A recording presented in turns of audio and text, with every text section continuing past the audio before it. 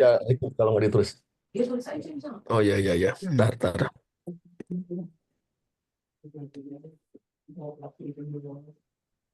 Ya,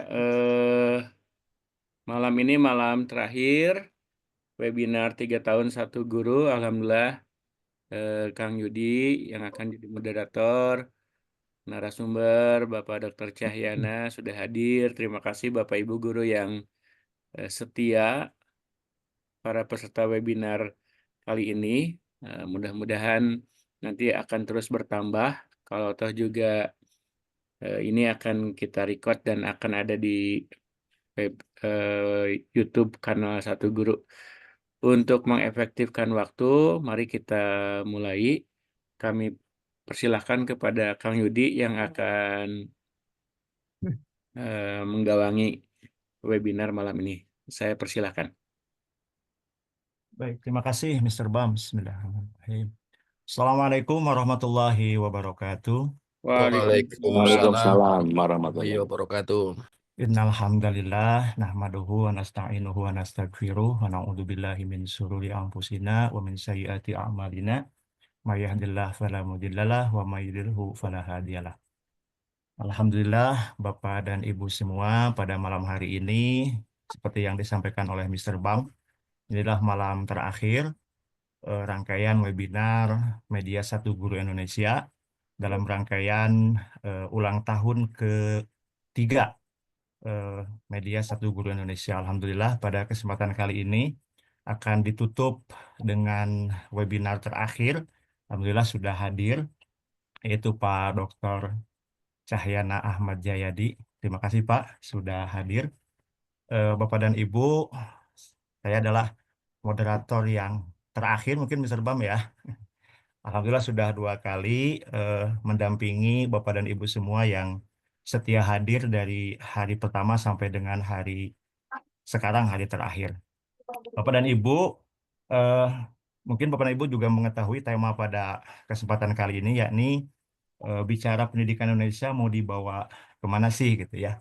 Dan rangkaian ini terakhir menutup dengan materi yang insya Allah sangat besar manfaatnya untuk kita semua, eh, yaitu tentang meluruskan jalan peradaban. Namun sebelumnya, Bapak dan Ibu, saya akan terlebih dahulu membacakan CV dari Pak Dr. Cahyana Ahmad Jayadi. Mohon izin Pak, saya membacakan CV terlebih dahulu. Silakan. Baik. Eh, Nama eh, Bapak Dr. Cahyana Ahmad Jayadi, beliau lahir di Garut, Bapak dan Ibu, Pituin Garut ya, tanggal 12 Juli 1955. Pendidikan SD sampai dengan SLTA beliau habiskan di Garut, kemudian juga S1 itu di ITB, Teknik Industri, kemudian S2 di Unpad, jurusan Hukum Teknologi dan Hukum Bisnis, dan S3 bidang Hukum Cyber di Unpad. Selama perjalanan karir beliau di lebih banyak di Perumtel gitu ya Bapak dan Ibu.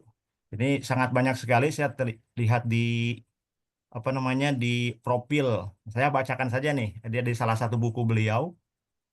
Beliau adalah pendiri atau founder dan chairman Chris City Asia dan profesional di bidang ICT.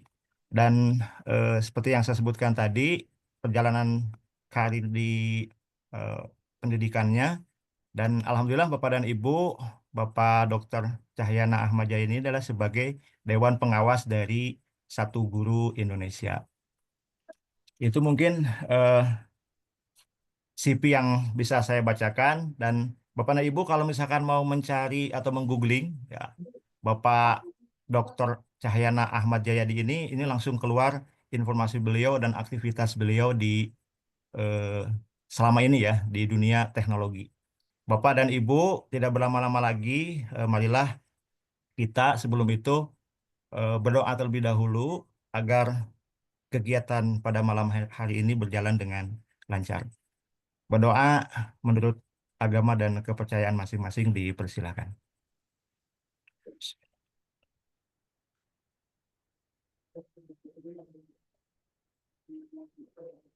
Alhamdulillah, saya izin untuk membacakan teknis dulu, Pak. Jadi Ya. nanti Bapak akan memaparkan terkait dengan materi meluruskan jalan peradaban ini, dan insya Allah mungkin nanti senyamannya Bapak kalau misalkan nanti ada pertanyaan yang bisa dijawab, nanti di jalan bisa dijawab. Kalau misalkan di akhir baru kita kumpulkan juga tidak jadi masalah. Dan nanti kita sampai jam 21.30 Pak eh, berakhirnya. Nah, mudah-mudahan nanti kalau misalkan waktunya bisa dipersingkat juga. Tapi ini karena terakhir mudah-mudahan lebih ramai Pak. Mungkin bisa jadi jam 12 malam ini. Enggak juga. Baik. Mangga Pak untuk waktu dipersilakan. Baik, terima kasih Pak Yudi selaku moderator. Sebentar saya mungkin harus sapa dulu ya, ada Pak Isnawan di sini sebagai Ketua Umum dari Media Satu Guru Indonesia, kemudian Siap. Mr. Bam sebagai Sekretaris, dan Ya, beberapa teman atau guru-guru yang juga hadir offline maupun online nih ya. Teman-teman sekalian, tentu saya minta maaf juga karena ini adalah 1 Januari 2025 ya. Jadi ini sebetulnya sebagian di antara kita sedang cuti libur Natal Tahun Baru barangkali ya. Tapi tidak ada salahnya saya menyampaikan selamat tahun baru bagi kita semua. Mudah-mudahan 2025 lebih baik dari tahun-tahun sebelumnya. Dan kita tentu akan memperoleh banyak manfaat ya dengan melakukan semacam retrospeksi gitu mengenai apa yang sudah kita lakukan 2024. Sekaligus juga kita mencoba melihat bagaimana hari ini seluruh sektor dimanapun di dunia gitu ya. Ada yang disebut dengan istilah digital vortex gitu. Digital vortex adalah pusaran digital. Jadi semua aspek di dalam kehidupan kita, apapun itu pasti akan terpengaruh oleh kehadiran teknologi digital. Makanya muncul ada istilah digitalization, dan kemudian ada istilah transformasi digital ya. Jadi itu adalah kata-kata yang mungkin sering kita gunakan. Bahkan di antara pelaku-pelaku kita sebagai warga dari the blue planet, dari 8 miliar manusia yang ada di Indonesia, kita sudah terbagi menjadi dua nih ya sebetulnya. Satu ada yang disebut dengan digital native, jadi orang-orang yang memang dilahirkan sudah memasuki di era peradaban digital. Ada yang namanya digital imigran. Mungkin tidak mengalami masa-masa bagaimana teknologi digital itu dikenal. Tahunya sekarang aja. Kemudian karena tidak familiar dengan teknologi itu, kita menjadi pendatang digital atau digital imigran ya. Di sisi yang lain juga menghadirkan juga banyak hal. Kalau kita lihat di dunia sosial media yang platformnya adalah platform digital, kita mengenal apa yang disebut dengan lovers dan juga lawannya adalah haters gitu ya. Ada yang namanya negative buzzering, ada juga yang namanya positive buzzering. Jadi ya itulah sebuah realita, sebuah kenyataan. Jadi tema yang kemudian diberikan kepada saya sebetulnya semula adalah pendidikan 4.0, tetapi saya lebih jelaskan lagi bahwa tema yang akan kami sampaikan pada malam hari ini adalah berbicara mengenai bagaimana kita harus meluruskan jalan peradaban digital ini. Mengapa harus kita luruskan? Karena begitu banyak hal-hal yang mungkin menjadi sebuah ekses yang tidak kita harapkan, sehingga kehadiran peradaban digital ini bukan hanya memberikan anugerah, memberi peluang bagaimana kita bisa mengakses, misalnya salah satu contohnya adalah layanan yang 24 jam sehari, 7 hari dalam seminggu begitu ya. Tapi juga di sisi yang lain juga telah menghadirkan begitu banyak ekses-ekses negatif yang kemudian malah bukan menciptakan kesejahteraan bagi umat manusia, malah justru menciptakan penderitaan. Sebagai contoh misalnya kalau kita bicara mengenai pinjol atau judi online atau hal-hal lain yang berkaitan dengan hoax, atau kalau kita lihat bagaimana peran AI menciptakan berbagai macam informasi yang sifatnya fake gitu ya, atau hal-hal yang sifatnya palsu gitu ya dan berbeda. Belum ada yang namanya hoax dan segala macam. Jadi Teman-teman sekalian, inilah sebagai sebuah latar belakang mengapa tema meluruskan jalan peradaban digital adalah sebuah tema yang memang harus kita pahami dan kita harus bisa mengantisipasinya seperti apa. Silakan untuk slide berikutnya. Jadi teman-teman sekalian ya, kita sering terpesona ini ya, terpesona daku gitu ya, melihat kemilau dunia digital. Ini sangat luar biasa. Karena apa? Karena teknologi digital telah menghadapkan kita sebagai para pengguna, sebagai umat manusia yang berjumlah 8 miliar hari ini kurang lebih gitu ya. Kita berhadapan dengan apa yang disebut dengan infosfera. Infosfera adalah sumber informasi yang tak berujung dan terakses bagi siapa saja. Jadi teman-teman sekalian, ini infosfera ini kita tidak tahu juga di mana sumbernya, tetapi semuanya itu telah menyita apa yang disebut dengan screen time kita. Screen time, terus melototin yang namanya screen. Karena banyak informasi-informasi yang memang memiliki daya tarik tersendiri, dan kemudian algoritma yang diciptakan adalah algoritma yang memang telah memungkinkan kita untuk memperoleh berbagai macam informasi yang saya bilang tadi tak berujung begitu ya. Nah, situasi inilah yang kemudian kita sebut sebagai situasi di mana informasi-informasi digital ini berkelimpahan. Ada istilah abundance information, informasi yang berkelimpahan yang kerap kali juga membanjiri otak kita melebihi kapasitasnya. Kondisi ini banyak dianalisis oleh para ahli-ahli, apakah itu psikolog, apakah juga medical doctor gitu ya. Yaitu sebuah kondisi bagaimana yang namanya kondisi otak manusia saat ini dengan informasi-informasi yang sifatnya tadi berkelimpahan, kemudian pendek-pendek begitu ya, tidak sempat mencerna, sudah bergeser lagi ke algoritma yang lain atau informasi yang lain. Kondisi inilah yang disebut sebagai istilahnya brain rot.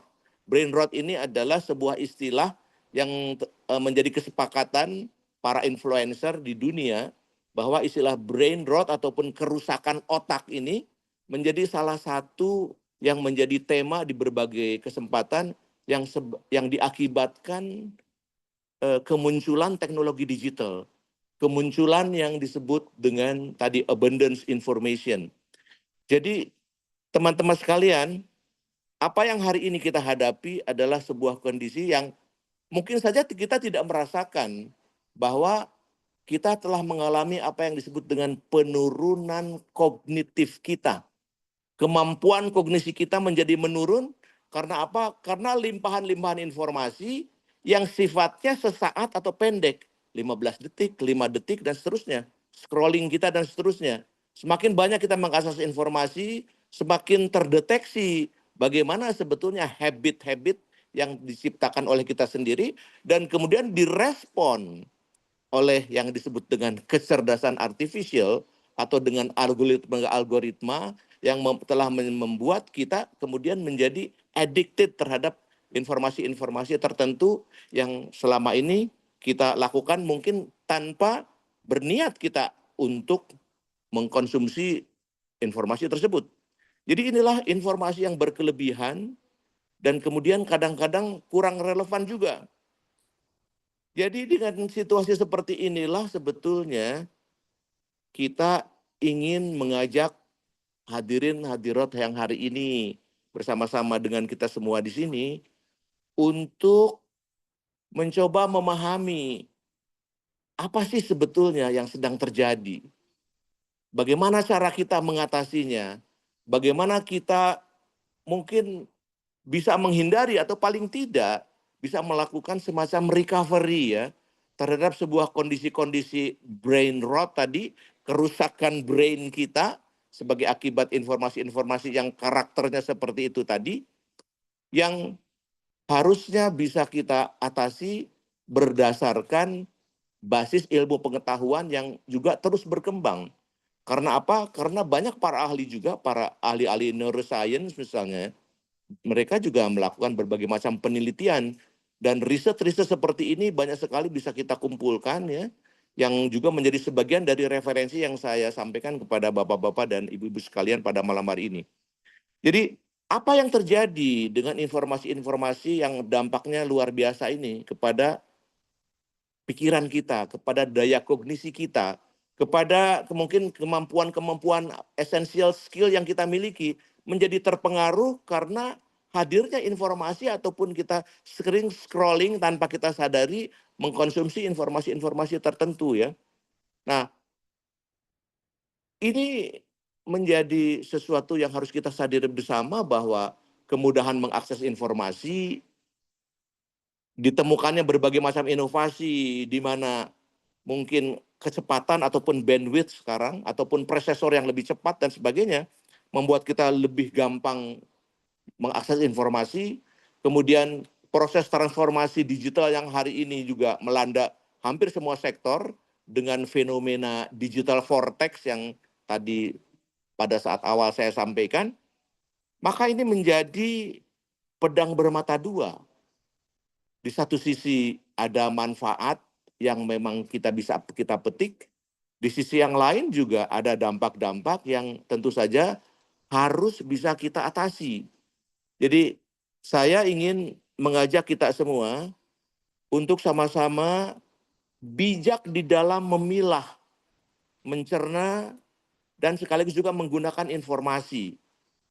Kita paham ada sebuah fenomena atau sebuah prinsipal, sebuah teori yang disebut dengan istilahnya adalah teori DIKW.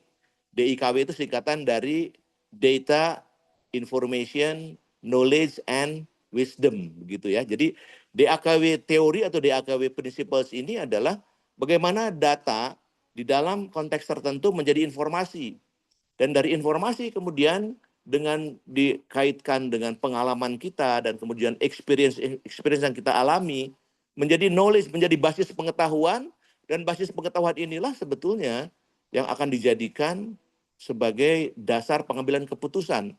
Jadi wisdom yang kita dapatkan dari knowledge, dari information, dari data yang kita dapatkan ini ada di dalam sebuah value chain informasi atau value chain data yang disebut dengan DIKW principles atau DIKW teori tadi.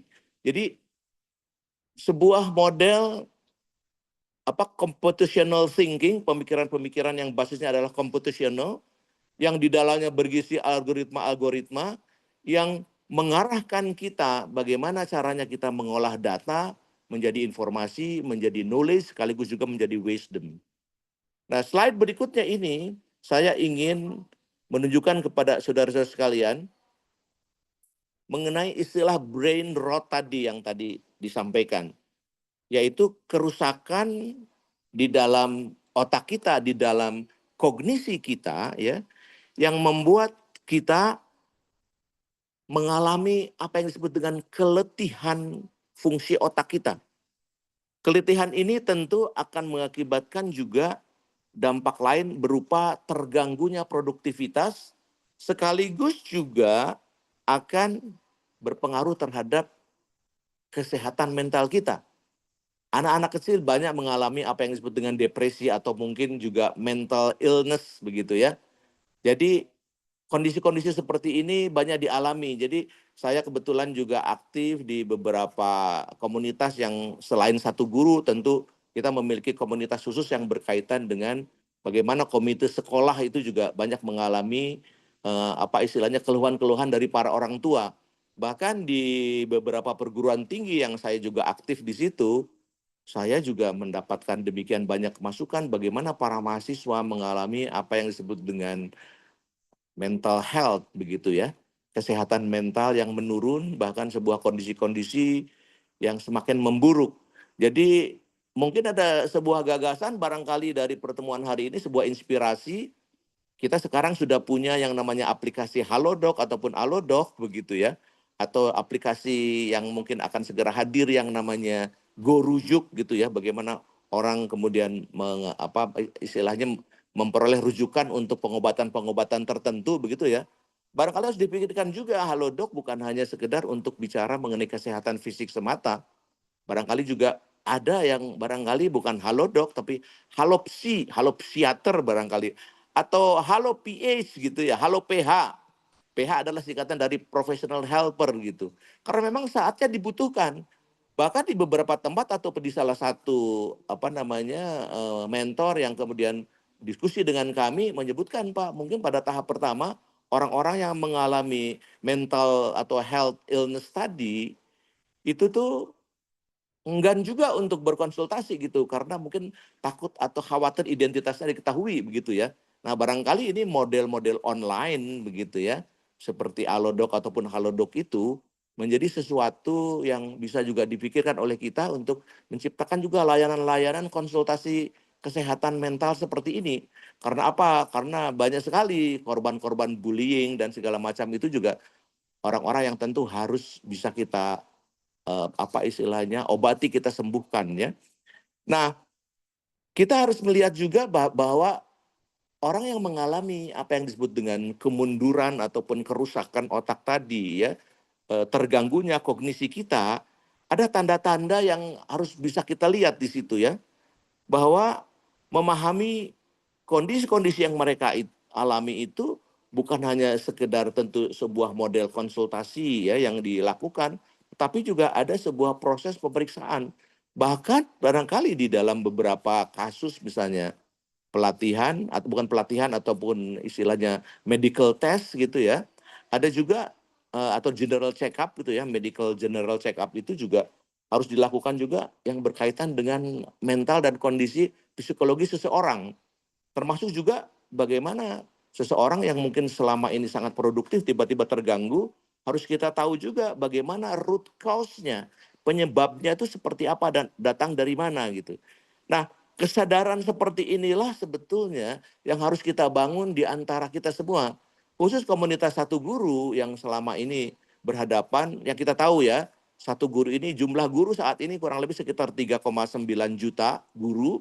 Kalau kita lihat di data Dapodik ya, kalau kita masuk ke website resmi pemerintah, dapodik.go.id gitu, nanti bisa kita lihat ada 3,9 juta guru dan kurang lebih sekitar 53 juta siswa yang tersebar di sekian ratus ribu sekolah. Jadi teman-teman sekalian, ini bukan jumlah yang main-main.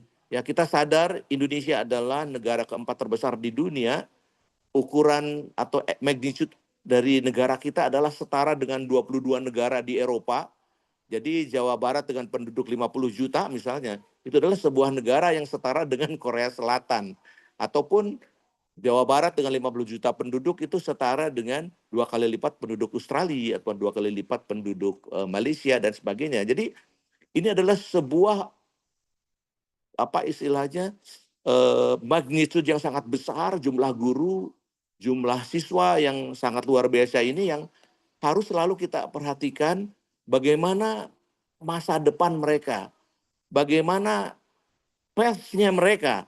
Apakah proses pembelajaran ini akan terus berlanjut atau berhenti dengan sebuah model pekerjaan, atau mereka juga terhenti karena gangguan-gangguan kesehatan atau gangguan mental atau gangguan hal-hal yang berkaitan dengan pengaruh-pengaruh dari kehadiran teknologi digital. Silakan halaman berikut.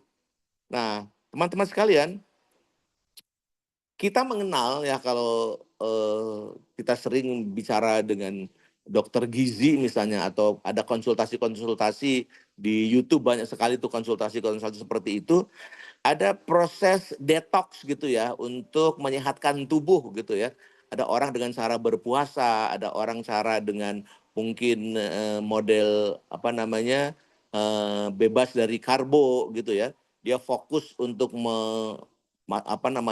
mengkonsumsi hal-hal yang full protein dan lemak dengan model keton dan segala macam itu ya. Jadi banyak sekali. Nah, dalam konteks tadi brain rot tadi sebetulnya juga ada sebuah proses yang kita kenal dengan detox digital. Jadi detox digital yang akan bisa membangkitkan mental kita kembali.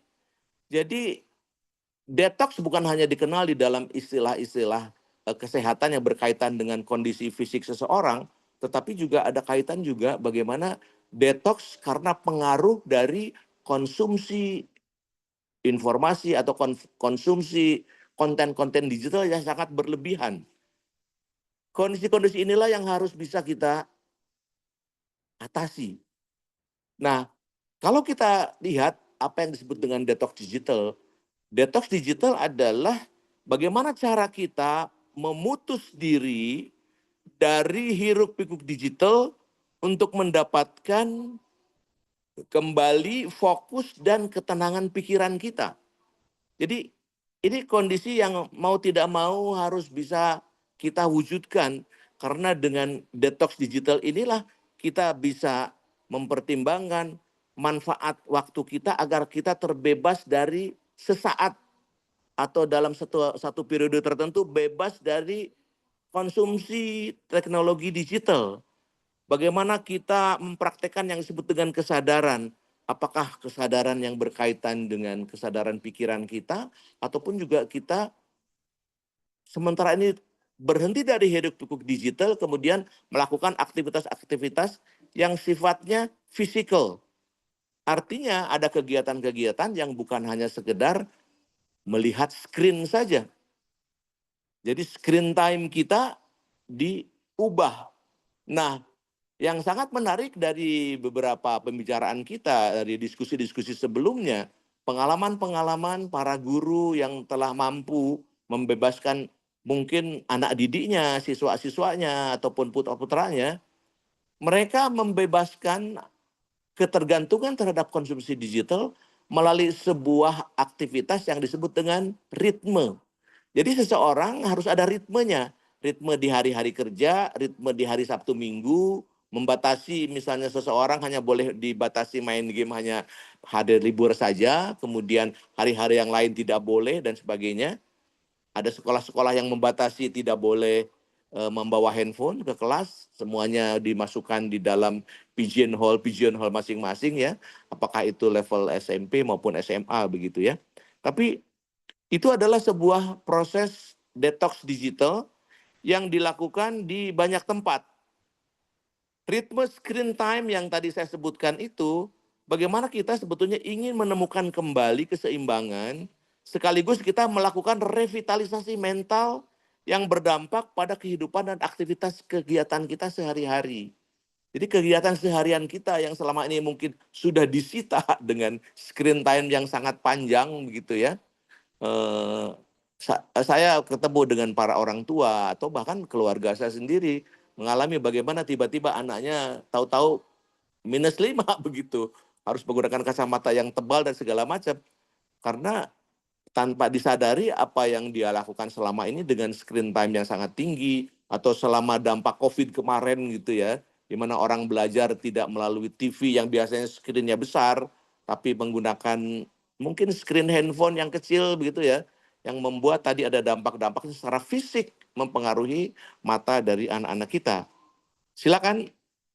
Nah, teman-teman sekalian, bagaimana yang namanya konten edukasi dan teknologi yang menginspirasi? Ya, jadi cara mengatasi ini teman-teman sekalian, saya ingin mengajak ini para guru, para aktivis, para digital native, siapapun Anda yang hadir ataupun siapapun Anda yang mungkin mendengarkan atau mengkonsumsi materi ini, salah satu kasus atau salah satu upaya bagaimana membebaskan kita dari hiruk-pikuk digital itu adalah harus ada juga orang-orang, para content creator yang melakukan apa yang disebut dengan push edu content. Jadi kan ada push strategi, ada pull strategi. Ini push, mempush bagaimana konten-konten yang edukatif, yang sifatnya edukatif juga ditampilkan, bukan hanya sekedar hiburan semata.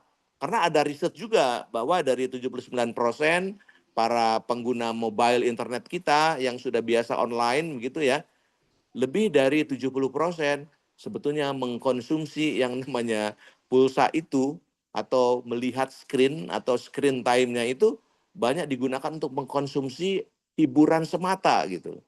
Yang hal-hal yang berkaitan dengan pendidikan atau menambah pengetahuan gitu ya, ternyata sangat minim, bahkan lebih rendah dari angka 30%. Nah, teman-teman sekalian, Ini menjadi salah satu upaya kita bagaimana caranya agar supaya sebanyak-banyaknya mungkin ini para influencer, para KOL, ya, key opinion leader, teman-teman yang menjadi buzzer, yang disebut dengan positive buzzer gitu ya. Bagaimana mempromosikan, mempropagandakan konten-konten positif yang bisa dikonsumsi anak-anak sesuai dengan usianya dan perkembangan kedewasaan pikirannya begitu ya. Jadi, nah ini juga saya berharap banyak ini dengan bagaimana Kementerian Dikbud, Ristek yang selama ini mungkin digabung jadi satu ya. Sekarang dipisah, ada Kementerian Budaya, ada Kementerian Pendidikan Dasar dan Menengah, ada Kementerian Pendidikan Tinggi dan Sains dan Teknologi gitu ya. Jadi saya mengharapkan tentu dengan adanya pemerintahan baru, pemikiran baru dan segala macam, gagasan-gagasan mengenai deep learning ya, yang meliputi mindful learning, joyful learning dan juga yang berkaitan dengan joyful learning itu menjadi sesuatu yang istilahnya bisa diimplementasikan dan memberikan harapan baru bahwa di tengah-tengah peradaban digital ini ada pemikiran-pemikiran baru yang tentu disesuaikan dengan tuntutan dan permintaan-permintaan zaman.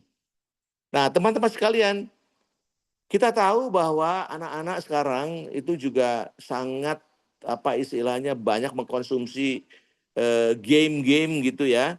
Jadi sudah saatnya juga bahwa yang namanya model pembelajaran kita juga menggunakan sebuah model yang istilahnya berbasis game based learning ataupun GBL gitu ya. Menggabungkan pembelajaran dengan elemen game untuk meningkatkan keterlibatan dan efektivitas pendidikan. Ini sangat menarik. Saya kebetulan bertemu dengan aktivis gamification, game based learning ya, namanya Saudara Eko Nugroho dari kumara.com ya. Kalau Anda lihat websitenya bisa dilihat di situ bagaimana pendidikan atau kompetensi-kompetensi tertentu, misalnya 8 kompetensi yang harus dimiliki oleh aparatur sipil negara, ASN misalnya. Itu bagaimana diberikan atau diajarkan mereka pada waktu mereka proses prajabatan begitu ya. Nah, proses pemberiannya tentu tidak didasarkan hanya kepada model material yang selama ini diberikan gitu ya, dengan model slide, presentation ataupun dengan model-model yang boleh dikatakan konvensional gitu ya. Tapi dengan game based learning, dengan model main peran, dengan ada aktif yang sifatnya interaksi dan sebagainya, itu menjadi sesuatu yang menarik. Karena apa? Karena saya diundang ke berbagai institusi pemerintahan begitu ya. Mereka selalu pesanannya adalah, Pak Cahyana, kami di sini lebih dari 60% adalah generasi milenial atau Gen Z. Mereka menyebutkan begitu ya. Jadi Bapak silakan berikan gambaran kepada mereka hal-hal yang berkaitan dengan bagaimana yang disebut dengan atau memahami apa yang disebut dengan growth mindset. Memahami apa yang disebut dengan digital mindset. Plus value chain-nya sampai dengan bagaimana menciptakan digital habit yang baik termasuk adalah digital culture. Jadi ini adalah sebuah model game based learning yang bisa diberikan untuk berbagai macam yang berkaitan dengan kompetensi-kompetensi yang harus bisa diberikan kepada para ASN misalnya. Bahkan juga kalau kita lihat ada hasil survei yang sangat menarik dari McKinsey mengenai 56 istilahnya essential skill yang terbagi ke dalam beberapa 4 kategori gitu ya. Jadi ada yang disebut dengan kategori kognitif tadi, ada yang disebut dengan self leadership, kepemimpinan diri, kemudian ada yang disebut dengan kegiatan kolaboratif dan sebagainya. Jadi ini adalah sebuah model yang tentu harus bisa kita implementasikan karena memang ini berbagai macam hasil riset yang menjadi dasar pemikiran mengapa sebuah pembelajaran yang sifatnya berbasis game dan gamification menjadi sesuatu yang sangat dibutuhkan di era saat ini dengan tadi mayoritas generasi kita saat ini adalah generasi lebih dari 60% adalah generasi milenial ataupun plus generasi Z gitu ya. Silakan slide berikutnya. Jadi teman-teman sekalian, gamifikasi di dalam edukasi menjadi sebuah keniscayaan sekarang. Nah, ada sebuah istilahnya pendekatan yang lain ya, yang disebut dengan digital minimalism. Digital minimalism ini adalah sebuah konsep yang menawarkan pendekatan yang lebih mindfulness, lebih sadar dan disengaja terhadap teknologi digital dengan tujuan mengurangi distraksi ya dan meningkatkan kualitas hidup kita. Jadi inti dari digital minimalism ini adalah memanfaatkan teknologi secara selektif untuk mendukung hal-hal yang paling penting di dalam hidup sambil atau secara paralel pada saat yang sama mengeliminasi penggunaan yang tidak bermanfaat atau mengganggu atau yang annoying begitu ya. Jadi ini adalah sebuah pendekatan yang merupakan bagian dari peradaban digital yang juga harus kita perhatikan bahwa abundance information, abundance digital yang berkelimpahan, informasi yang berkelimpahan itu dilakukan sebuah model antitesa terhadap tren-tren ataupun arus utama yang saat ini terjadi menjadi sesuatu yang menjadi antitesis terhadap itu, yaitu berupa digital minimalism. Nah, secara prinsip dapat dijelaskan sebagai berikut. Silakan slide berikutnya. Jadi ini teman-teman sekalian, kalau kita bicara digital minimalism itu adalah kita berbicara prinsip-prinsip yang berkaitan dengan apa yang disebut dengan less is more. Lebih sedikit, lebih bermakna. Lebih sedikit screen time-nya lebih punya makna. Barangkali ada aktivitas fisik, ada pertemuan yang mungkin bersifat istilahnya interaktif langsung face to face yang justru lebih meningkatkan personal relationship ya. Dan itu menjadi sangat berarti karena zaman sekarang era kolaborasi ini mau tidak mau apa yang disebut dengan networking adalah sebuah keniscayaan. Ada istilah your network is your net worth begitu ya. Jadi network kita itu adalah sumber kesejahteraan kita, sumber penghasilan kita juga. Jadi ini yang harus kita sadari bahwa lebih sedikit lebih bermakna itu adalah bahwa teknologi yang ataupun screen yang kita gunakan adalah teknologi hanya digunakan untuk yang benar-benar mendukung nilai-nilai inti kita sendiri. Jadi kita memiliki core values yang tentu kita anut yang sangat dikaitkan dengan bagaimana kita melakukan tadi lebih sedikit lebih bermakna, meminimalisasi pemanfaatan teknologi ya, mengurangi aplikasi, kemudian juga membatasi diri gitu ya untuk hal-hal yang perlu yang berkaitan dengan pemanfaatan platform media sosial atau juga perangkat-perangkat digital yang tidak memberikan manfaat secara substansial. Jadi kita tentu ada kesadaran-kesadaran tertentu dan kita juga menyadari mana kira-kira yang bisa kita lakukan. Dan yang kedua adalah yang disebut dengan prinsip intentionality ataupun kesengajaan. Setiap kita berinteraksi dengan teknologi harus dilakukan dengan tujuan yang jelas. Menghindari kebiasaan menggunakan teknologi secara impulsif seperti scrolling media sosial tanpa alasan gitu ya. Jadi keisengan-keisengan dengan alasan mengisi waktu begitu ya. Tapi sebetulnya harus jelas tujuannya. Apalagi kita mungkin orang-orang yang berada dalam sebuah komunitas yang memang harus membina para pegawai kita, harus membina murid-murid kita, para guru yang hari ini hadir atau komunitas Satu Guru, media Satu Guru Indonesia yang saat ini sudah ada di 33 provinsi gitu ya, dan mereka dengan jumlah yang sekian juta itu tentu menjadi sesuatu yang sangat berarti ya dalam rangka menciptakan new habit yang disebut dengan less is more. Kemudian berbasis nilai, value driven ya. Kita akan hanya fokus kepada kegiatan-kegiatan yang memberikan makna atau kebahagiaan nyata. seperti berkumpul dengan keluarga, membaca dan menjalankan hobi gitu ya, bertemu dan berinteraksi dengan mereka. Teknologi hanya menjadi alat untuk mendukung tujuan hidup, bukan menjadi pusat perhatian. Jadi core kita bukan teknologi, core kita adalah core values kita. Mengapa ini sangat dibutuhkan?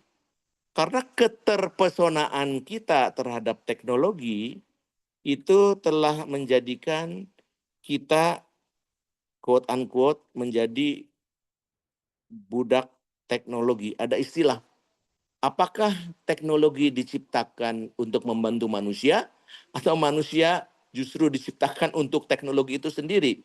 Jadi ini Profesor MT Zen waktu itu mengingatkan kepada kita bahwa teknologi itu sebetulnya untuk dimanfaatkan oleh manusia dengan sebaik-baiknya. Nah, semua kondisi ini teman-teman sekalian dengan model-model tadi yang disebut dengan detox digital, dengan menjalankan prinsip-prinsip yang berkaitan dengan digital minimalism tadi gitu ya.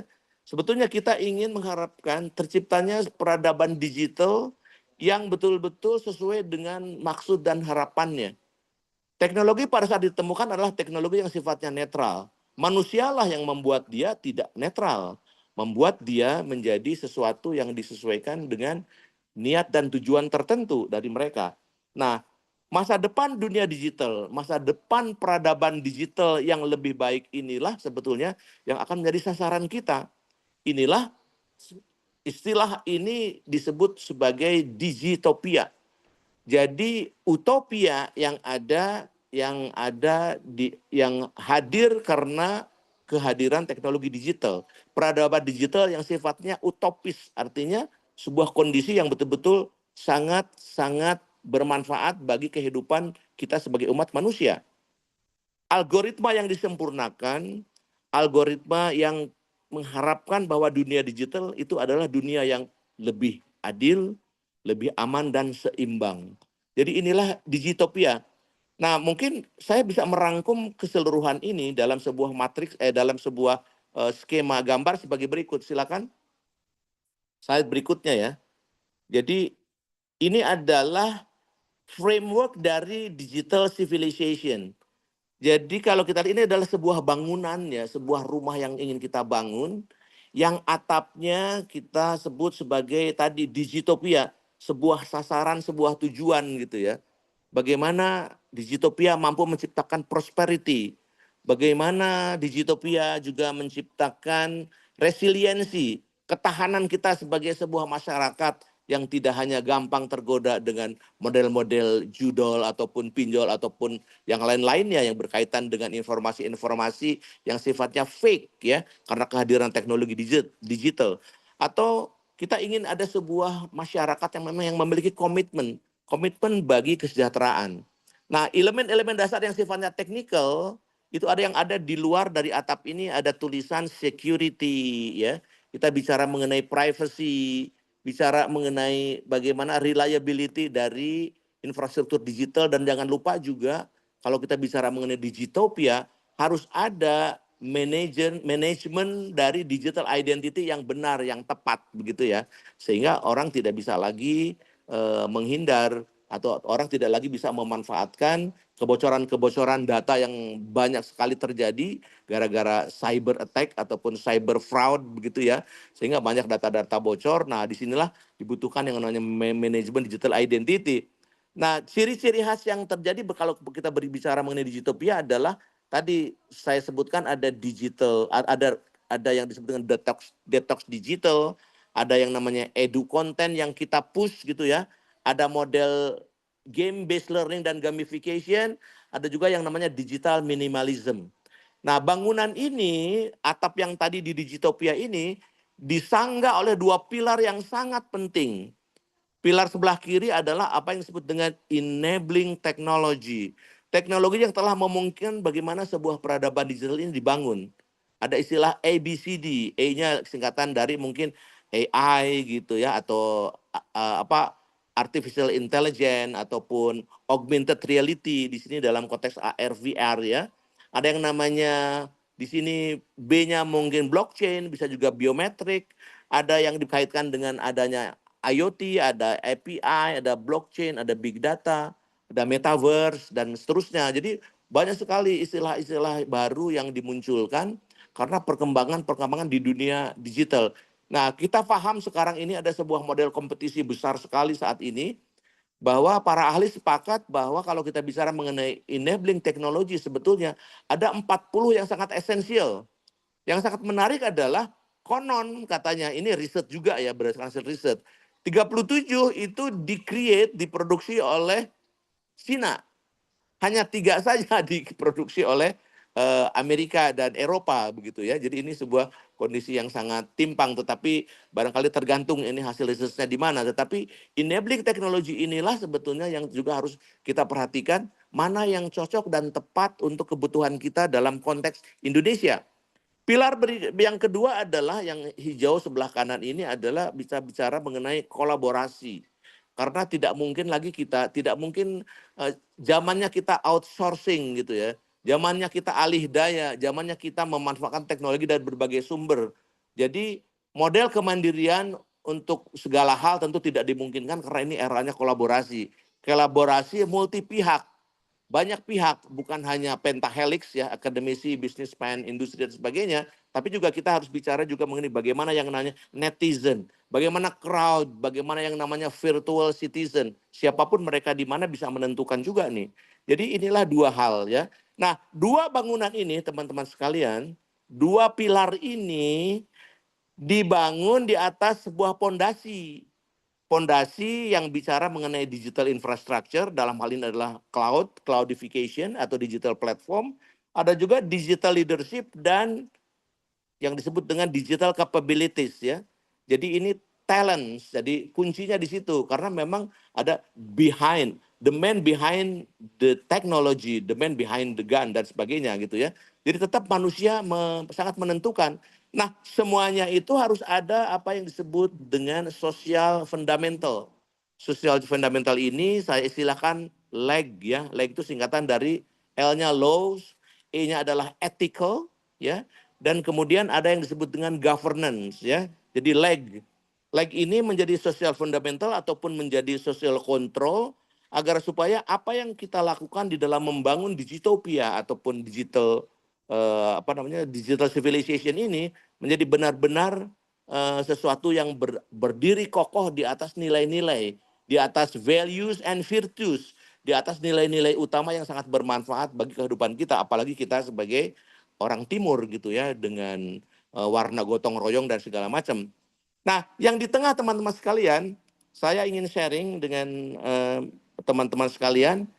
Saya menulis di situ adalah AI. Para ahli bilang, kemarin saya dikoreksi karena saya bilang AI will be everywhere. Akan ada di setiap kehidupan. Kalau tadi saya bicara mengenai digital vortex, pusaran digital, sekarang pusaran AI.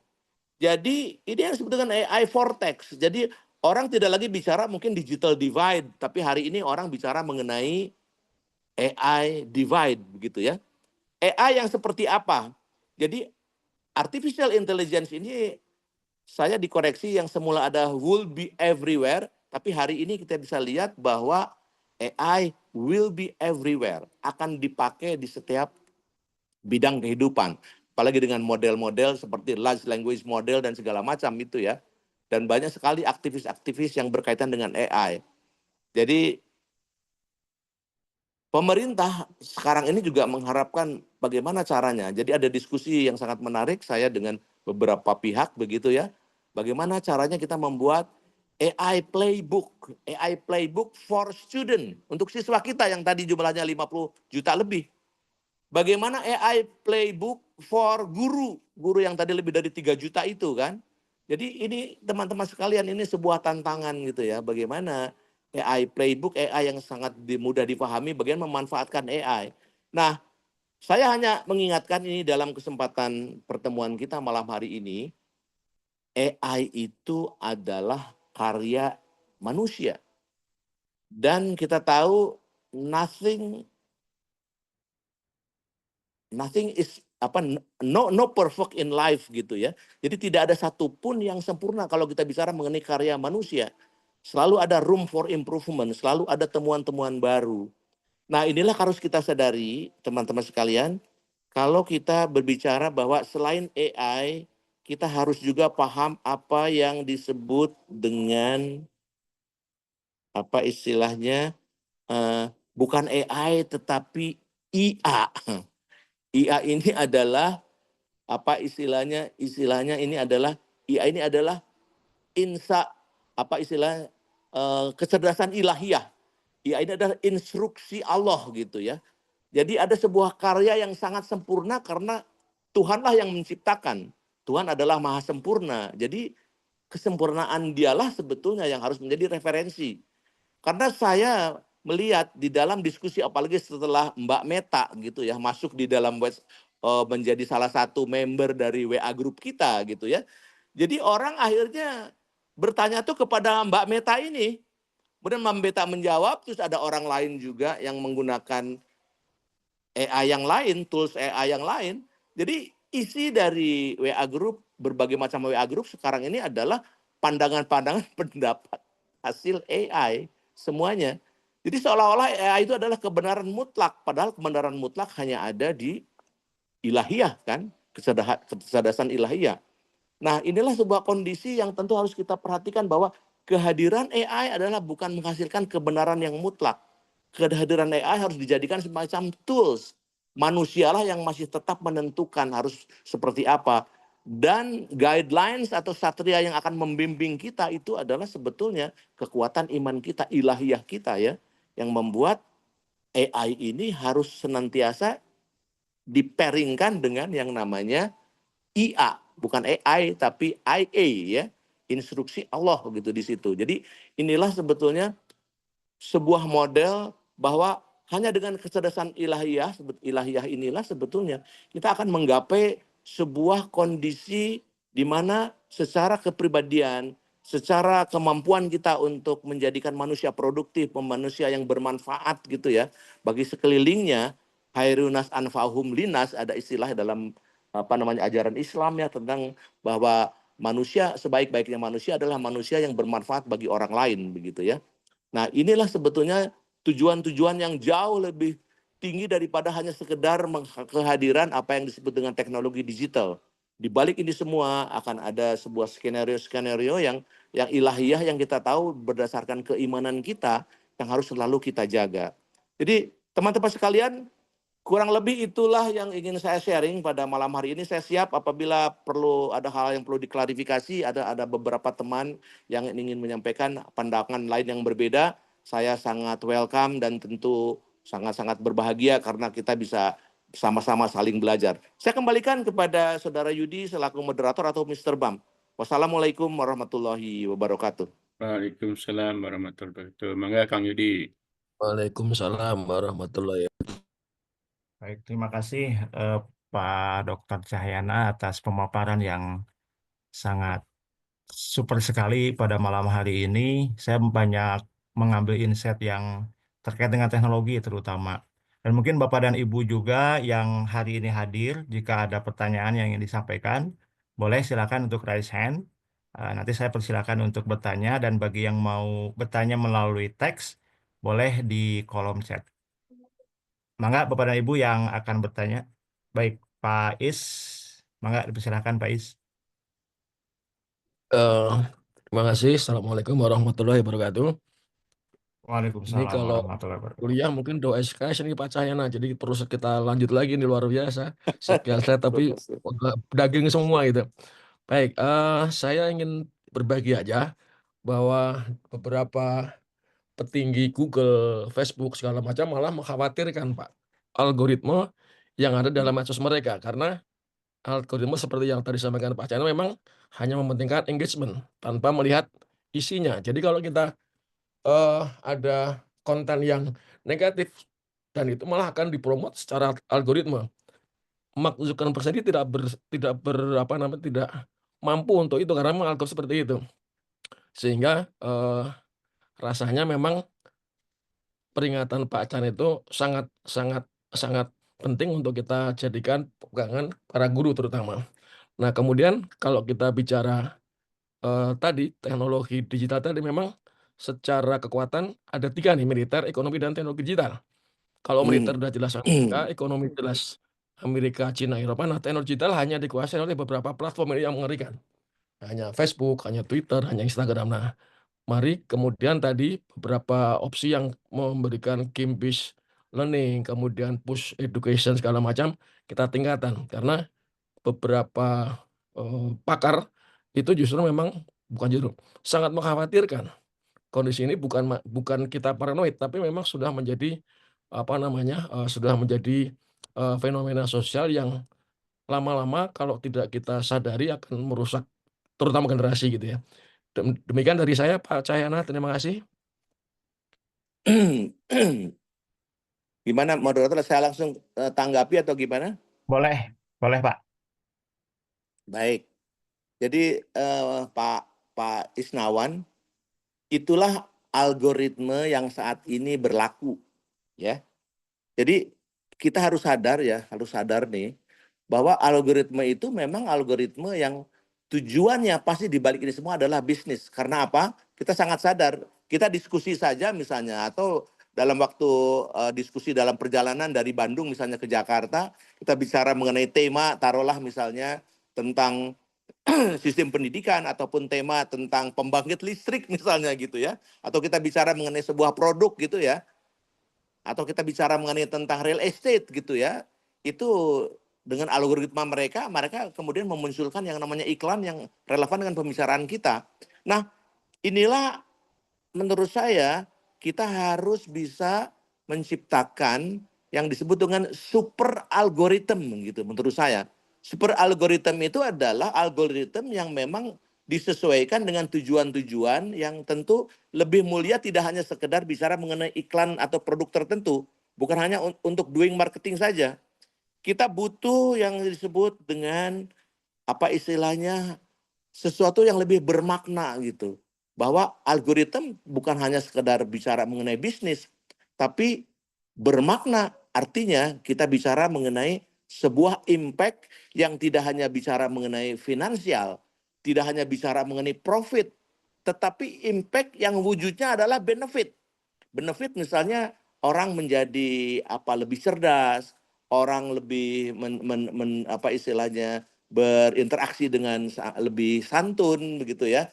Kemudian berbagai macam hal yang selama ini mungkin produsen-produsen hoax tertentu yang dengan semangat buzzering begitu ya, itu menciptakan kondisi-kondisi yang membuat konflik antar golongan, antar masyarakat gitu ya.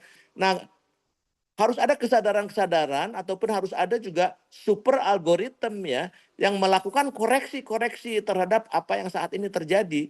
Jadi ini di ruangan ini saya lihat sudah ada sekian puluh orang gitu ya. Bersatulah para pakar, bersatulah para guru gitu ya. Bagaimana kita membuat essential skill, essential competence yang dibutuhkan yang membuat orang-orang menjadi lebih produktif. Atau kita melihat misalnya kondisi Indonesia berdasarkan hasil survei PISA ya, program internasional untuk student penilaian ya, appraisal itu ya. Itu kita berada pada posisi yang boleh dikatakan tidak menggembirakan, berada pada posisi papan bawah begitu ya. Nah, bagaimana ini bisa ditingkatkan? Bagaimana algoritma yang ditempelkan di dalam push edu content yang bisa mendorong terwujudnya kompetensi dalam bidang itu yang mungkin bisa dipelajari berdasarkan metodologi-metodologi yang sekarang ada. Nah, kemudian di sisi yang lain, kita lihat juga ada perkembangan-perkembangan yang sangat menarik Pak Isnawan ya. Kita tahu sekarang sudah dikenal. Kalau dulu kita mengenal Web 1, Web 1.0, Web 2.0. Hari ini kita berkenalan dengan yang namanya Web 3 gitu ya. Web 3 ini adalah sebuah inovasi internet generasi ketiga. Kalau kita tahu internet generasi pertama itu kan hanya bicara mengenai read only, hanya membaca doang gitu ya. Saya mengalami itu era seperti begitu. Kemudian Web 2.0 adalah kita bicara mengenai read and create. Kita bisa membaca sekaligus meng-create juga. Tapi kita meng-upload demikian banyak data-data kita sendiri, kita meng-create konten sebetulnya. Tapi yang justru sangat dikhawatirkan adalah data-data pribadi kita tiba-tiba menjadi milik para pemilik platform-platform sosial media tersebut gitu. Jadi kita tidak memiliki kebebasan karena data-data kita dimanfaatkan oleh mereka. Apakah untuk kepentingan advertisement, untuk kepentingan research tertentu, untuk kepentingan mungkin politik dalam konteks mencari pemilih yang trennya barangkali pada pihak-pihak tertentu diarahkan gitu ya. Nah, sekarang dengan revolusi internet ketiga yang namanya Web3 itu, dengan Web3 ini bukan hanya read and create, tetapi juga own sekaligus memiliki.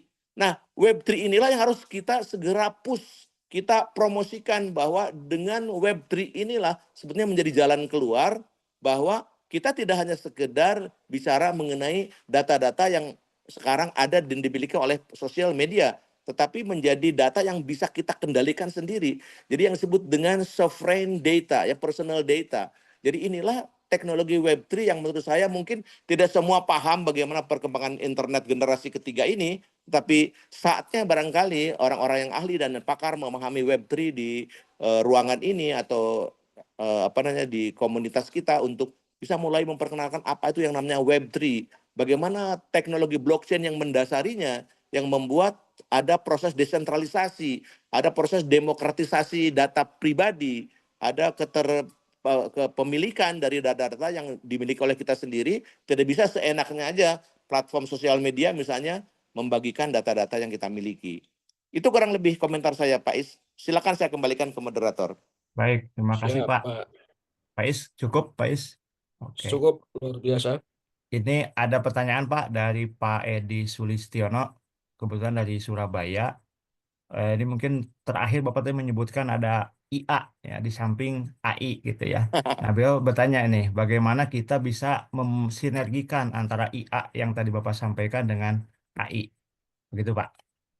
Ya, oke.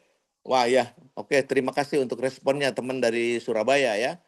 Jadi Pak, AI itu tadi saya sebutkannya di dalam bangunan Digitopia yang tadi saya sebutkan, framework untuk digital civilization itu, saya mencantumkan di tengah itu adalah AI gitu ya, AI. Nah, semua yang terpapar di situ yang berkaitan dengan kehadiran teknologi digital, termasuk berbagai macam ikhtiar upaya-upaya yang disebut dengan detox digital minimalism, kemudian apa yang disebut dengan game based learning dan gamification, ataupun yang disebut dengan apa istilahnya langkah-langkah kita agar supaya kita bisa sejenak ataupun sesaat ataupun dalam periode tertentu berhenti dulu dari hiruk pikuk teknologi digital, itu semuanya adalah karya manusia. Dan saya bilang tadi tidak ada yang perfect yang namanya karya manusia. Selalu ada inovasi-inovasi berikutnya yang lebih menyempurnakan begitu ya. Nah, pasangan dari AI ini menurut saya tiada lain adalah IA, instruksi Allah. Jadi inilah yang disebut dengan kecerdasan ilahiyah, kecerdasan mutlak gitu.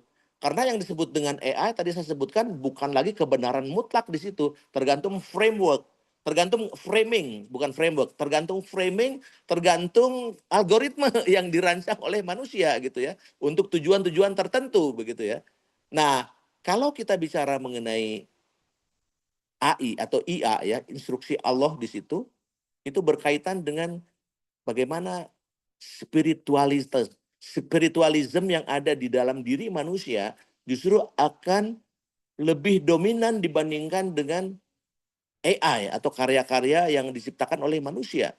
Jadi bagaimana menggabungkan ini semuanya? Kalau menurut saya proses ini tentu akan melibatkan banyak pihak. Pertama adalah tentu para guru yang hari ini banyak hadir atau di dalam organisasi Satu Guru, bahwa kalau kita bicara mengenai pendidikan dan pengajaran, bukan hanya sekedar berbicara mengenai bagaimana menyampaikan materi pembelajaran, tapi sekaligus juga ada proses pendidikan yang juga membangun daya spiritualitas yang dimiliki oleh para siswa. Bagaimana mereka itu menjadi terpengaruh untuk selalu berbicara mengenai hal-hal yang sifatnya tentu kebaikan, kemanfaatan. Bukannya sekedar profit tetapi benefit barangkali ya. Bukannya sekedar output tetapi bicara juga mengenai outcome dan seterusnya. Nah ini harus ada upaya nih menurut saya. Bagaimana upaya itu? Mari berkumpullah para guru, mari para ahli kita berkumpul. Bagaimana caranya sebuah proses yang tadi saya sebutkan ya, ada sebuah rantai nilai yang saya sebutkan, ada termasuk Web3 yang terakhir saya jelaskan itu, menjadi sebuah bagian yang tidak terpisahkan dalam rangka menuju tadi sebuah frekuensi informasi yang saling menguatkan antara AI dan IA yang sebutannya tadi adalah seperti itu. Demikian Pak Surabaya, silakan. Oke, terima kasih Pak. Ini udah ada jawaban dari Pak Edinya. Terima kasih katanya Pak. Oh Baik, ya, tadi juga ada di chat mungkin bisa saya bacakan sedikit. Ada pernyataannya dari Om Jai bahwa saat ini kita sudah masuk pada peradaban kecerdasan buatan katanya. Kemudian ada raise hand dari Mr. Bam, ini sekaligus juga sebagai host di setiap kegiatan satu guru akan memberikan pertanyaan Pak. Enggak, Mr. Bam? Ya, terima kasih. Eh, Lebih ke menyambung aja nih kaitan AI dan AI gitu. Ini sebenarnya menarik sekali ya kalau saya sadari saya sebagai guru itu belajar 7 hari, berarti ini hari ke-7 ya. Itu sangat menarik dan berkaitan erat dari satu materi ke materi yang lain. Kita kita kaitkan gitu. Yang pertama, sebagai guru harus semakin paham dan yakin dengan tujuan pendidikan nasional yang sudah dibuat oleh pemerintah. Itu 10 tujuan pendidikan nasional, Undang-Undang Nomor 20 tahun 2003. Nah, itu jadi sebuah pijakan yang sampai sekarang tidak tergantikan dan itu rasanya sudah ideal gitu. Beriman, bertakwa, berakhlak mulia gitu kan, sehat, kemudian berilmu, cakap, mandiri, kritis, demokratis, dan bertanggung jawab. Di akhir adalah bertanggung jawab. Nah, yang kita dikaitkan lagi dengan kemarin misalnya materi Pak Cepi, deep learning atau Pak Faiz, spiritualitas guru Indonesia ini sangat berkaitan gitu. Jadi memang saat ini kondisi kekinian itu tetap akan menjadi tools sebagai penunjang gitu. Bagaimana itu dioptimalkan gitu. Istilah-istilah yang tadi disampaikan oleh Pak Dr. Cahyana, bagaimana kita mengoptimalisasi digital, ada optimal, ada efektif gitu kan. Bagaimana kita memanfaatkan gawe gitu. Kalau di kami di SMP Taruna Bakti, handphone itu selalu dikumpulkan di awal pembelajaran, nanti di akhir pembelajaran. Jadi anak-anak dari jam 7 sampai jam 2 siang itu nggak ada yang pegang handphone, kecuali memang izin, ada keperluan dan sebagainya itu. Dan handphonenya disimpan di tempat tertentu yang diawasi oleh minimal TU lah gitu kan. Nah ini jadi bagaimana mengkaitkannya, saya sepakat bagaimana guru akan semakin menjiwai tugas yang mulia ini gitu.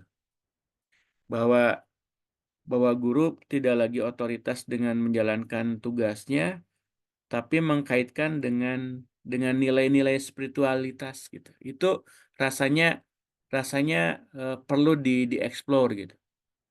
Contoh yang sederhana, ini sering saya sampaikan ketika ada murid yang dalam tanda kutip misalnya tidak memenuhi aturan gitu kan.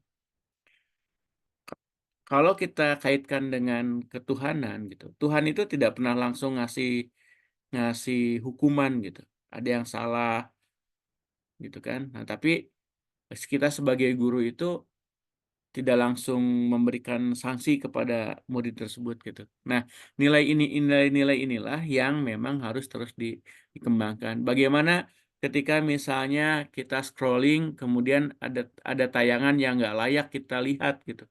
Apakah kita tiba-tiba langsung memindahkan ke yang lain atau seperti apa gitu? Atau malah kita berlama-lama di situ? Itu kan butuh kesadaran yang kita latih kepada anak-anak untuk punya basic beriman, bertakwa, berakhlak mulia gitu. Meskipun kata Mas Abrang kemarin kita tidak sedang menciptakan manusia itu menjadi nabi gitu, semuanya selalu baik gitu. Jadi menambahkan dari pertanyaan Pak Edi itu, kalau saya sepakat, mari kita tingkatkan spiritualitas guru Indonesia. Kemarin dari berbagai diskusi, dari kompetensi guru itu sudah masuk ke kepribadian, kompetensi kepribadian gitu.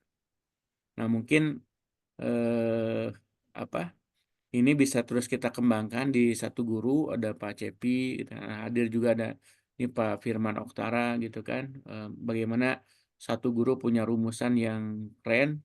Saya rasa spiritualitas guru Indonesia yang sudah kita bangun dari Pak Cepi, Pak Faiz ini bisa menjawab tantangan yang sekarang memang ada gitu, dikaitkan dengan deep learning yang baru sekarang dari Pak Menteri gitu. Itu mungkin hanya tambahan aja menguatkan bahwa sekali lagi digital akan jadi tools dan bagaimana tools itu kita optimalkan. Itu saja. Terima kasih Kang Yudi. Baik, terima kasih. Tidak ada pertanyaan ya, Mr. Bam ya? Ini lebih ke pernyataan Oh, aja, pernyataan menguatkan siap. saja. Kalau Penguatan ya, ditanggapin Pak Cahyana ya mangga. siap. Mangga Pak, apakah akan ditanggapi? Ya, bagus. Jadi begini, oke saya setuju ya dengan memang ini kan apa istilahnya serial ya. Jadi acara yang diselenggarakan malam hari ini adalah bagian terakhir dari seri dalam rangka 3 tahun komunitas kita ya, media Satu Guru Indonesia gitu ya. Nah, yang paling penting itu begini ya. Kalau saya lihat begini ya, yang saya rasakan ini ya, banyak sekali konsep-konsep yang sangat bagus begitu ya, yang tentu orang menyampaikan di dalam apa istilahnya perspektif yang berbeda-beda gitu ya. Nah, perspektif inilah yang harus dirangkum.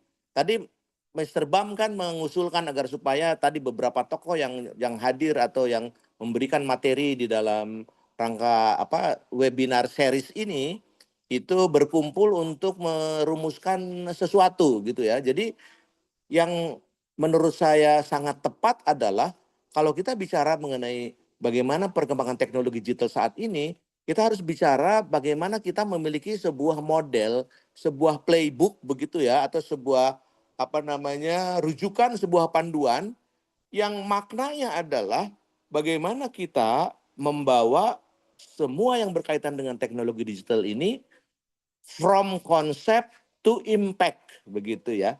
Jadi tidak hanya melulu konsep saja, tapi ada impact-nya. Jadi seperti saya menggunakan istilah-istilah yang baru tadi, detox digital, bicara game based learning atau bicara mengenai digital minimalism dan segala macam, itu sebenarnya adalah sebuah konsep. Nah, dari konsep menjadi impact inilah sebetulnya menjadi what next-nya dari webinar series yang selama 6 hari ini kita lakukan. Jadi ini saya juga ingin mengajak dan saya menyampaikan kesediaan bagaimana sebetulnya kita membumikan, mengubah yang namanya konsep menjadi impact. Karena inilah yang diharapkan. Jadi seperti diskusi saya misalnya dengan Kapus Datin ya, Saudara Yudhistira Nugraha gitu ya. Pak, dibuatkanlah Pak AI playbook atau panduan AI untuk para guru bagaimana, untuk para siswa bagaimana. Jangan sampai mereka itu tidak ada gitu. Sekarang kan belum ada dengan bergantinya pemerintahan, munculnya nomenklatur dan organisasi-organisasi baru yang sampai saat ini belum tuntas begitu. Membuat mereka menunggu-nunggu, sementara perkembangan teknologi hampir setiap hari itu tercipta gitu ya. Ada seorang sahabat saya juga menyebutkan, Pak, jangankan bicara mengenai bagaimana konsep-konsep baru ya. Bahkan kalau kita bicara mengenai kripto misalnya, katanya per hari bisa muncul sampai dengan puluhan ribu koin-koin apa cryptocurrency baru gitu ya, yang baru dari sisi itu, dari ujung aplikasi, di sisi paling hilir dari yang namanya teknologi blockchain begitu ya. Nah, ini konsep-konsep yang kemudian berkembang terus, buku-buku yang luar biasa banyaknya, referensi-referensi yang tentu sangat bagus itu juga sekarang dimudahkan dengan model aplikasi yang namanya Wiser. Dengan Wiser itu buku setebal apapun dalam waktu 15 menit keluar bagaimana intisari dari konsep tersebut. Nah, barangkali kita dengan menggunakan software seperti itu, berkumpullah kita, wahai para guru, wahai para aktivis, atau para pemerhati, para pendidik, dan kita semua, para ahli teknologi digital, untuk menyatukan perspektif tadi. Tentu pandangan bisa berbeda-beda, tetapi kita satukan dari konsep menjadi impact. Nah, impact inilah yang ditunggu oleh para murid. Karena apa? Karena negara lain sudah sangat demikian maju, kita menjadi negara yang sangat ketinggalan. Kita tidak mau tetap menjadi hanya sekedar negara follower aja, tidak ada inisiatif-inisiatif. Apalagi kalau kita bandingkan misalnya dengan bagaimana Indonesia kan hanya menghasilkan paten 8 buah per bulan gitu ya. Di Korea itu 8 bulan per hari, itu pun satu company. Kalau company-nya ada 100, berarti ada 800 paten per hari gitu ya. Ini kan beda gitu dengan kita yang sangat lama. Hari ini saya menyampaikan komplain karena ada satu paten 5 tahun baru kemudian granted patennya baru keluar begitu ya. Itu kan sangat lama dan melelahkan, di samping biayanya juga yang sangat tinggi. Jadi ini barangkali kehadiran regulasi-regulasi yang mendukung, yang hadir dalam rangka mendorong tadi. Konsep apapun yang dibuat, silakan menteri baru ada konsep baru gitu ya. Tetapi intinya adalah how to convert yang namanya konsep menjadi impact. Demikian komentar saya, Pak. Saya kembalikan Pak Yudi, silakan. Baik, terima kasih Pak Dr. Cahyana. Ini menarik ya, bahwa konsep-konsep yang sudah 7 hari ini dirancang atau disampaikan mudah-mudahan menjadi impact. Dan tadi ajakan untuk berkumpul para ahli, para pakar, mudah-mudahan ini menjadi satu jalan bagi kita, terutama media Satu Guru Indonesia dan mungkin spiritualitas Guru Indonesia untuk bisa lebih maju lagi, terutama terkait bagaimana mengimpactkan gitu ya, daripada konsep yang sudah dipaparkan. Baik, Bapak dan Ibu, apakah masih ada pertanyaan di kolom chat? Saya cek dulu. Ini ada terima kasih atas insight-nya Pak, katanya dari Pak Budi Setiawan. Kemudian ada Ibu Nia Kania Dewi dari Jabar Pak, Jawa Barat. Terima kasih ilmunya Pak Cahyana, katanya sangat bermanfaat.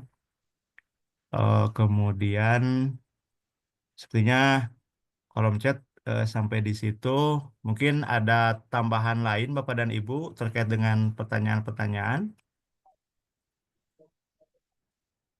Jika tidak ada, mungkin eh, kegiatan pada malam hari ini, Pak, kita tutup jam 9.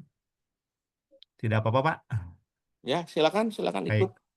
Eh, baik, Bapak dan Ibu, sebelum berakhir, kami meminta kepada Pak Dr. Cahyana untuk memberikan closing statement terkait dengan pertemuan pada malam hari ini. Silakan, Pak.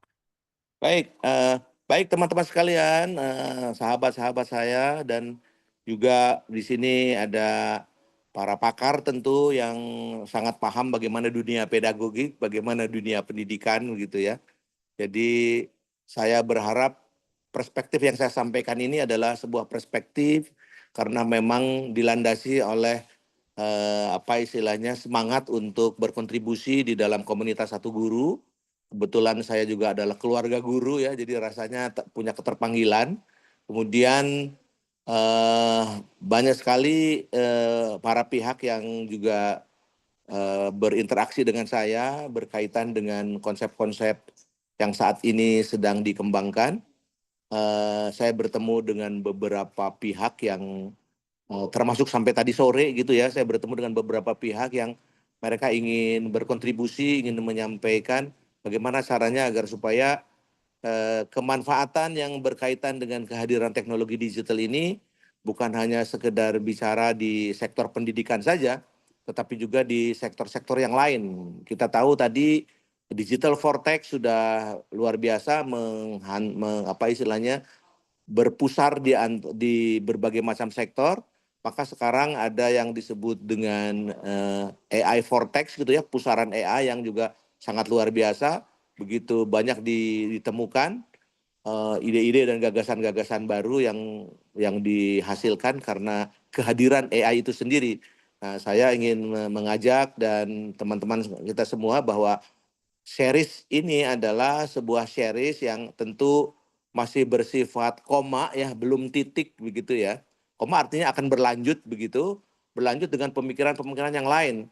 Jadi saya ingin melalui forum Satu Guru ini ada yang disebut dengan konflik-konflik intelektual begitu ya. Jadi tidak apa-apa berbeda pandangan, tidak apa-apa berbeda pendapat.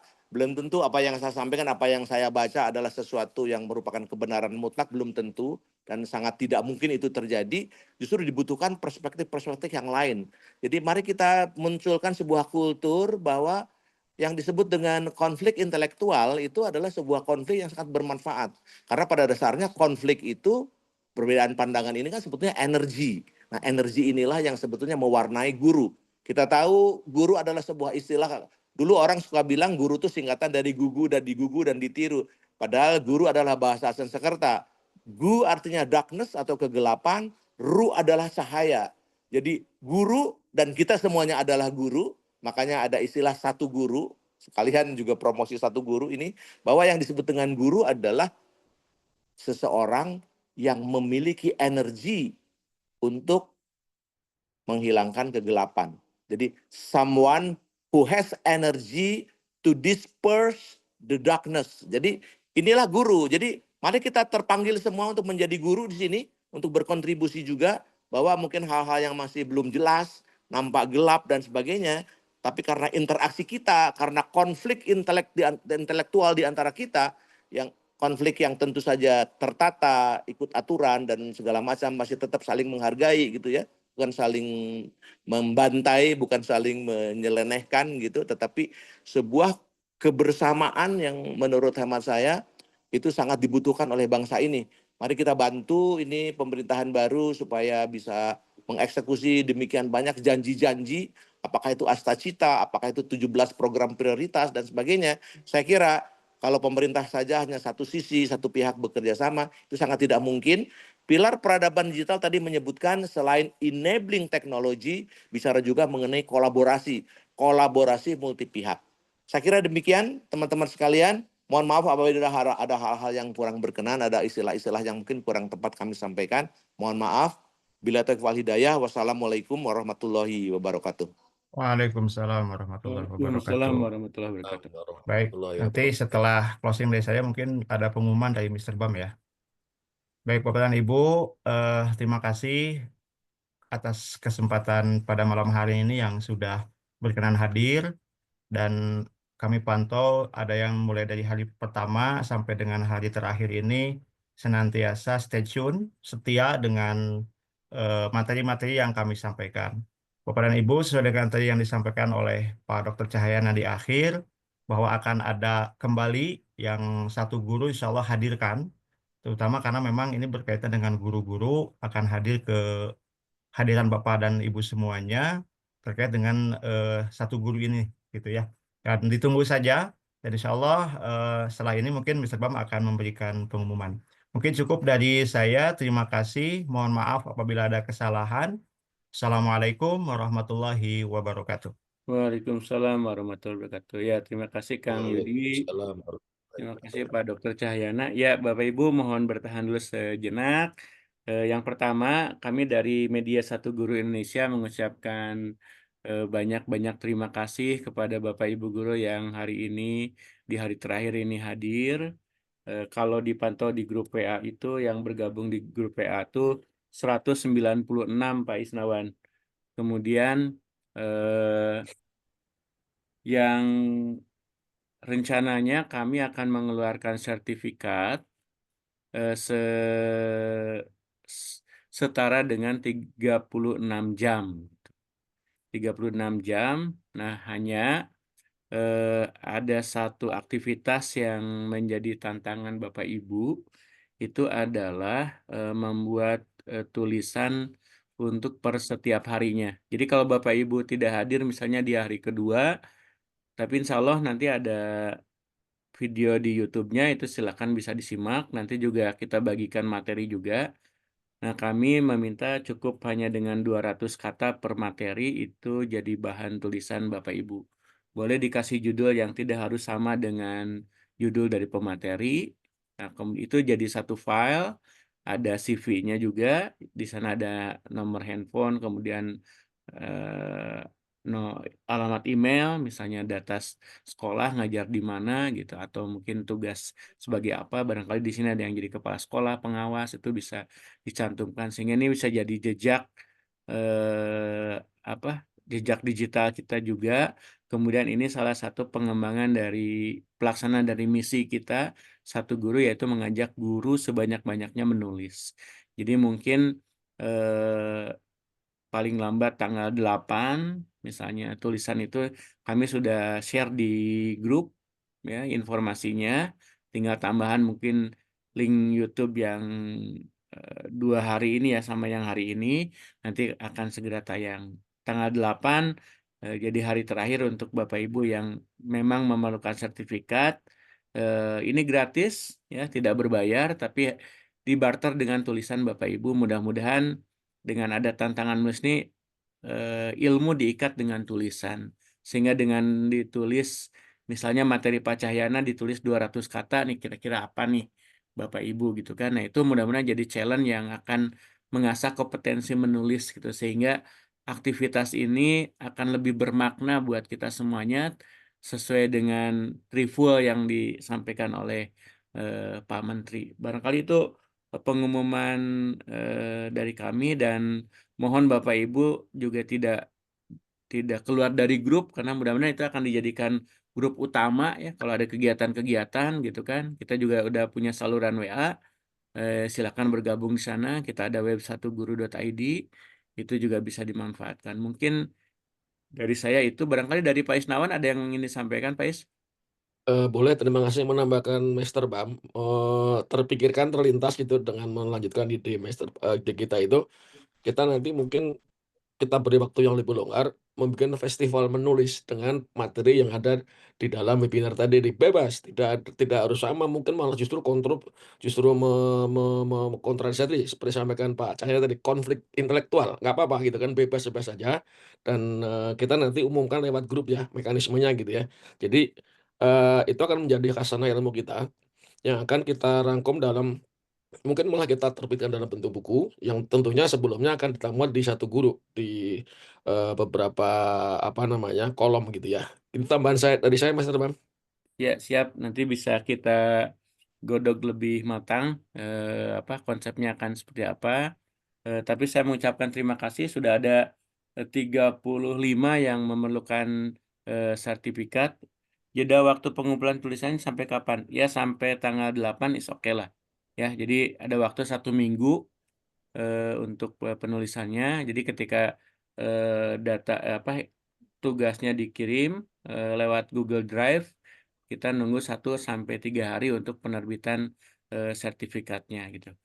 Bapak Ibu yang masih hadir, yang berkenan foto bareng dan kemudian kameranya bisa on, karena kecuali yang posisinya sudah sambil rebahan atau kostumnya tidak memungkinkan, is oke, tutupkan. Tapi yang memungkinkan untuk bisa buka kamera, kami persilahkan.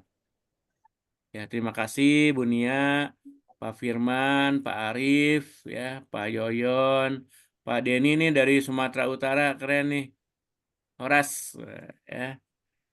Kemudian, oke, yes. Sebagai informasi tambahan, sambil nunggu foto kameranya dibuka, kita sudah ada 33 PW, rencananya di bulan Januari kita akan bertemu dengan para PW untuk perpanjangan SK, dan kami membuka kemungkinan untuk melahirkan pengurus daerah ya. Mudah-mudahan nanti di sini kalau ada yang berkenan, mangga ya, misalnya untuk membuka pimpinan daerah di kota kabupaten mana, sehingga di tahun 2025 ini tidak hanya pimpinan wilayah level provinsi, tapi level kota kabupaten kita juga sudah kita lahirkannya, ada wali kota sama bupati lah ya. Oke, slide 1 siap. Kita hitung 2025. Oke, saya ambil dulu, save dulu. Oke, baru slide 1, sekarang slide 2. Oke. Slide 2 siap. 1 guru. Oke, slide kedua. Oke. Ya, terima kasih Bapak Ibu. Sekali lagi yang masih berada di grup webinar di WA, mohon tidak misalnya leave gitu, kalau memungkinkan bisa tetap stay, informasi nanti akan terus. Mudah-mudahan dalam 1 tahun ini kita akan godok di kepengurusan, mudah-mudahan tiap bulan ada kegiatan. Saya pinginnya di bulan Februari nanti ada Pak Cepi, Pak Cepi lanjut gitu materi berikutnya gitu kan. Atau misalnya Pak Faiz gitu kan. Tiap bulan nanti kita ada pertemuan-pertemuan yang bisa terus memperkaya hasanah ilmu pengetahuan dan pengalaman kita semuanya. Itu saja, terima kasih. Selamat beristirahat, selamat liburan. Terima kasih atas atensinya kepada kami, Media Satu Guru Indonesia. Mudah-mudahan ini bagian dari kontribusi kami atas kepedulian gerakan pendidikan di Indonesia. Terima kasih. Wassalamualaikum warahmatullahi wabarakatuh. Salam sejahtera untuk kita semuanya. Waalaikumsalam Selamat warahmatullahi beristirahat. Waalaikumsalam. Izin live ya.